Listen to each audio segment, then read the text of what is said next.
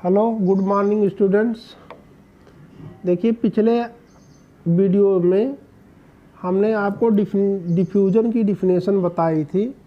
The intermixing of two substances due to particles due to motion of their particles on own known as diffusion की उसमें definition बताई गई थी आपके यहाँ कि जब दो सबस्टेंस के पार्टिकल्स आपस में इंटरमिक्स कर जाते हैं तो इंटरमिक्सिंग को ही हम लोग डिफ्यूजन कहते हैं। ठीक है, उसमें थोड़ा सा हम लोगों को और बढ़ाना है। ठीक है, इसलिए कि आगे डिफ्यूजन फिर मिलेगा। देखिए अगर जैसे हम लोग यहाँ पर वाटर रख लिए और यहाँ पर हम लोगों ने डाल दिया कॉपर सल्फेट का क्रिस्टल या इंक का क्रिस्टल, तो यहाँ इंक क्रिस्टल जहाँ पर है, यहाँ पर इंक के क्रिस्टल या कॉपर सल्फेट क्रिस्टल के पार्टिकल्स की संख्या ज़्यादा है, नंबर ज़्यादा है। जहाँ पर किसी भी सबस्टेंस के पार्टिकल्स का नंबर ज़्यादा होता है उसको हम कहते हैं हायर कंसंट्रेशन रीजन। ये और ये दोनों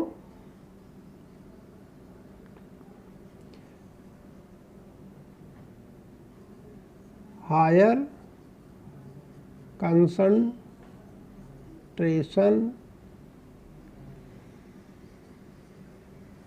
रीजन ऑफ इंक है। इंक का हायर कंसंट्रेशन रीजन है। और यहाँ पर वाटर आपको दिखाई दे रहा है, वाटर यहाँ पर है, कॉपर सल्फेट नहीं है, तो ये है higher concentration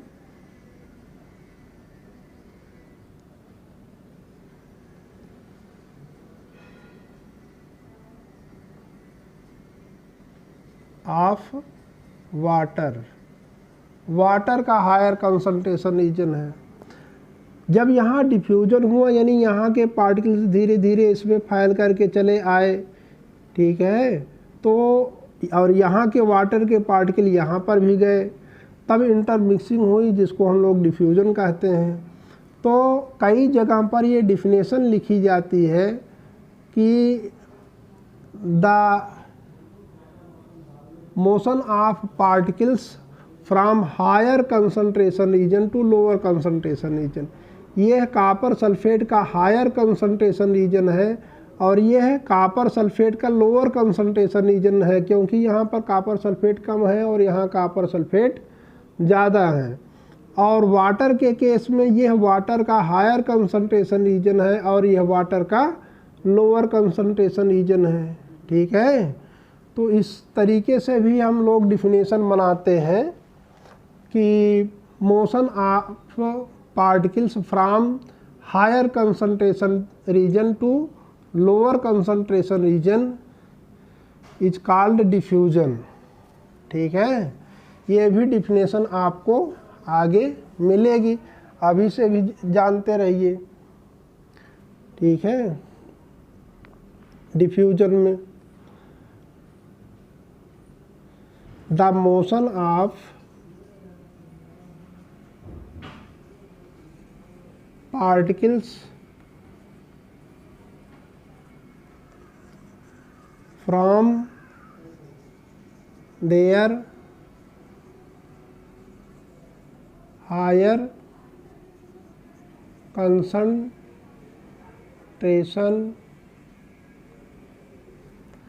region to their lower concentration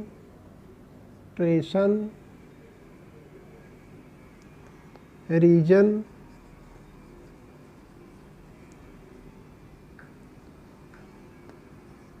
on its own is called diffusion।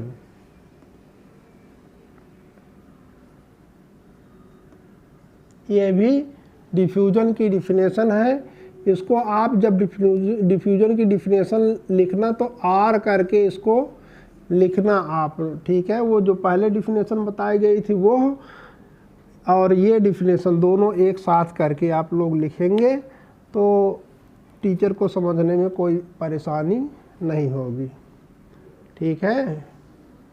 अब इसके बाद characteristics of particles of matter में देखिए, हमने आपको पहले बता दिया था particles of matter have space between them. फिर दूसरा आपको बता दिए थे particles of matter are continuously moving. और तीसरी प्रॉपर्टी है particles of matter attract each other. Third, particles of matter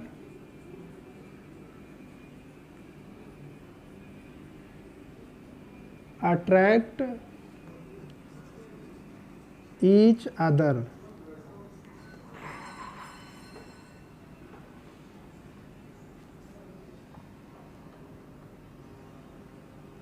ठीक है।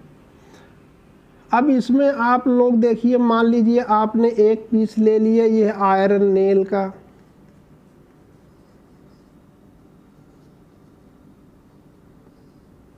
ठीक है। और यहाँ पर आप ले लीजिए, मान लीजिए आइस। फिर यहाँ पर आप लोग ले लीजिए चाक।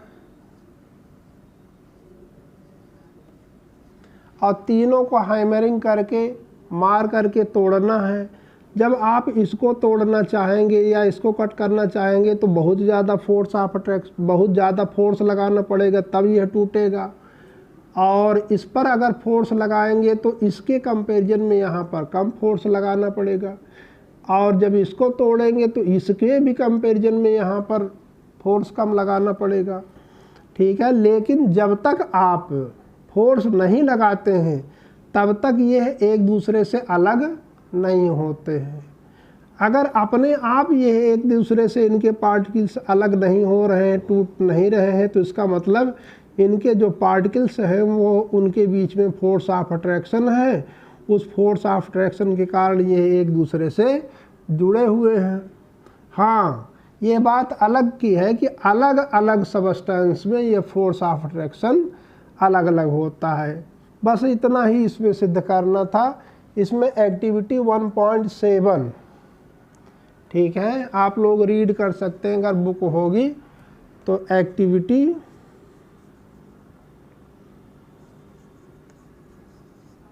1.7 रीड कर सकते हैं। इसमें केवल यही जानना चाहिए, the force of attraction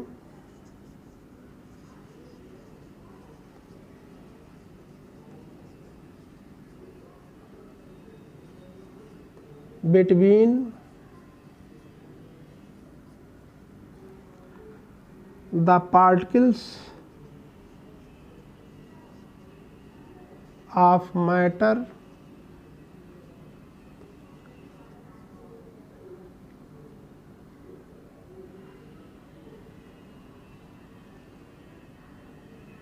are different in amount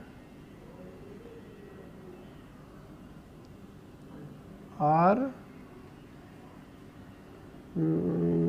different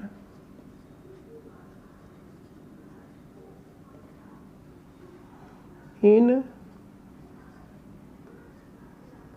different substances.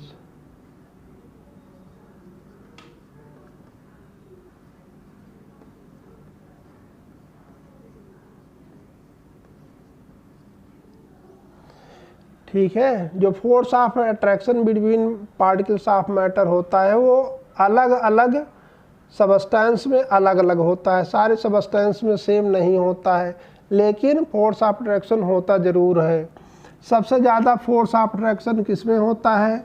सबसे ज़्यादा फोर्स ऑफ अट्रैक्शन सॉलिड में होता है। उससे कम फोर्स ऑफ अट्रैक्शन लिक्विड में होता है। उससे भी कम फोर्स ऑफ अट्रैक्शन गैस में होता है। बस इतना इसमें आप लोगों को जानना था। इसके बाद आपको पढ़ना है स्टेट्स ऑफ मैटर।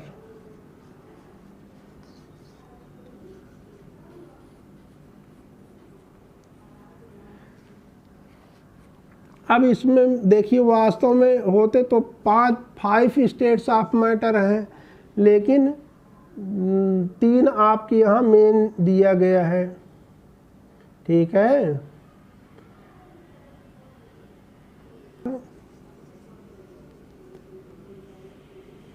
मेनली 3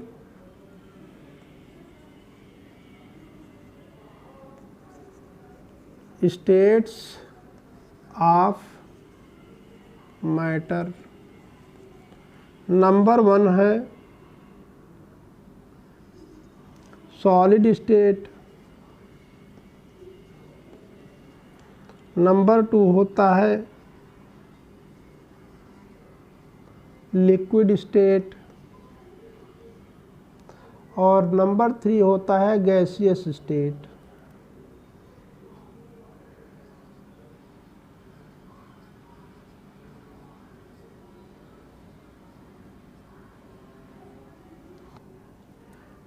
देखिए स्टेट्स ऑफ मैटर के बारे में आप लोग जानते हैं।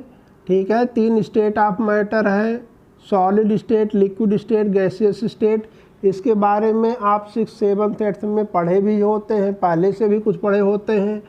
अब आप लोग अपने मन से कमेंट बॉक्स में सॉलिड, लिक्विड और गैस तीनों की प्रॉपर्टी आप लोग लिख करके जो है सेंड कीजिए हमारे पास।